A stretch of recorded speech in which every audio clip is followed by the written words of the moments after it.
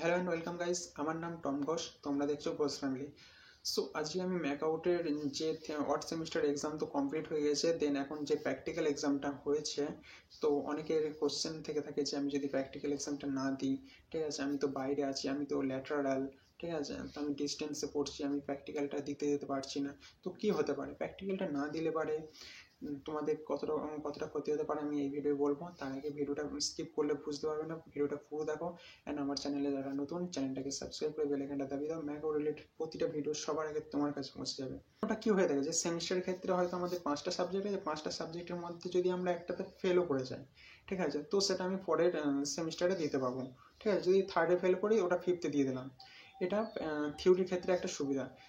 But practical যেটা হয়ে থাকে, ঠিক আছে, প্র্যাকটিক্যালে অ্যাবসেন্ট থাকা মানে কিন্তু তোমার ওটা ইয়ার ল্যাক হয়ে যাওয়া। হ্যাঁ, ঠিক শুনেছো, প্র্যাকটিক্যালে অ্যাবসেন্ট থাকা মানে ওটা তোমার পুরো ইয়ার ল্যাক হয়ে যাওয়া, পুরো একটা বছরের ক্ষতি হয়ে যাবে তোমার। দেন আমি সমস্ত স্টুডেন্টদেরকেই রিকোয়েস্ট করবো যে প্র্যাকটিক্যাল এক্সামটা অ্যাবসেন্ট থেকো না, ঠিক আছে। এবং প্র্যাকটিক্যাল এক্সামটা যে খুব একটা টাফ হয় তা না, যে এটা ম্যাকআউটের তরফ থেকে দু একটা ক্যামেরা থাকে এরকম কিছু না, এটা জাস্ট নিজের কলেজের মধ্যেই হয়, ঠিক আছে। তো ফার্স্টে কী হয় যে আমরা যে ল্যাব কপিটা তৈরি করি, সবাই জানি যে প্র্যাকটিক্যালের ক্ষেত্রে একটা ল্যাব থাকে, সেই ল্যাব কপি থেকেই স্যারে কিছু কোশ্চেন দিয়ে দিল।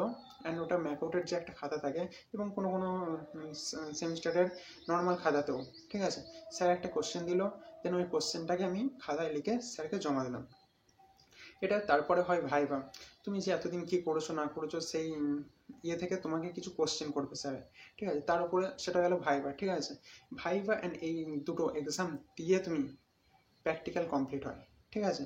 এবং প্র্যাকটিক্যাল পরীক্ষা দিতে গেলে, ঠিক আছে, দেওয়ার পর যে অ্যাটেন্ডেন্স শিট থাকে সেখানে সাইন করাটা কিন্তু কম্পালসারি। ওখানে সাইন না করলে তুমি মানে অ্যাবসেন্ট, ঠিক আছে, তার মানে তোমার ইয়ার ল্যাক।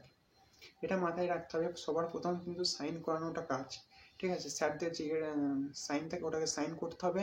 তারপর তোমাকে যে ল্যাব কপি থাকে সেই ল্যাব কপিটাও জমা দিতে হবে। অনেক সময় কি হয়ে থাকে যে ল্যাব কপিটাকেও হয়তো ম্যাকআউটের পোর্টালে আপলোড করতে হয়, ঠিক আছে। তো তখন যদি তোমার ল্যাব কপিটাকে স্যার সাবমিট না করতে পারে, তো সেখানেও তোমার ইয়ার ল্যাক চলে আসতে পারে।